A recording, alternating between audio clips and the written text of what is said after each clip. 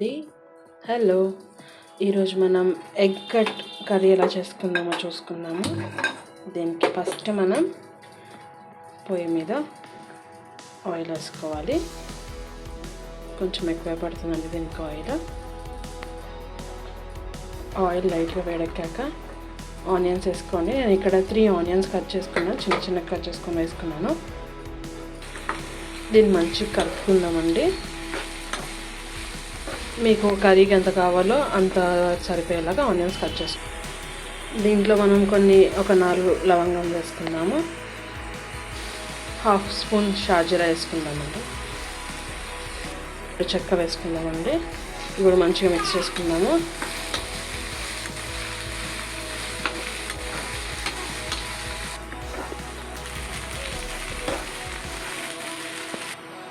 ఇప్పుడు దీంట్లో 1 స్పూన్ అల్లం వెల్లుల్లి పేస్ట్,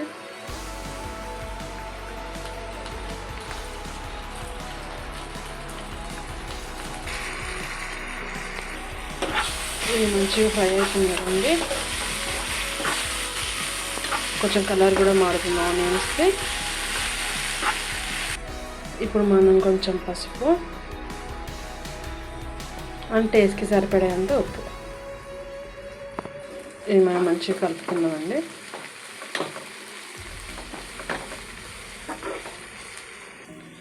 ఇప్పుడు మనం 1 స్పూన్ కారం వేసుకుందామండి. దాన్ని మిక్స్ చేసుకోండి. దీంట్లోకి ఇప్పుడు మనం కొంచెం చికెన్ మసాలా వేసుకున్నాము.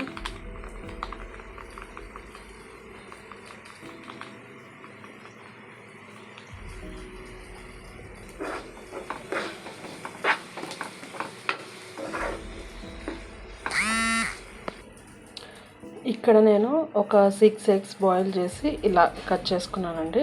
ఎల్లో అండ్ వైట్ సపరేట్ చేసి ఇలా కట్ చేసుకున్నాను చూడండి. ఇది ఇప్పుడు మనం కర్రీలో యాడ్ చేద్దాం.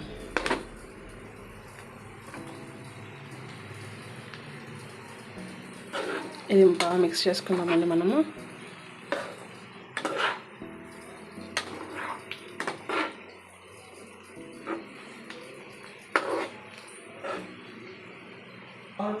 మనం కొంచెం వాటర్ వేసుకుందామండి, జస్ట్ గ్రేవీ కన్సిస్టెన్సీ కోసం.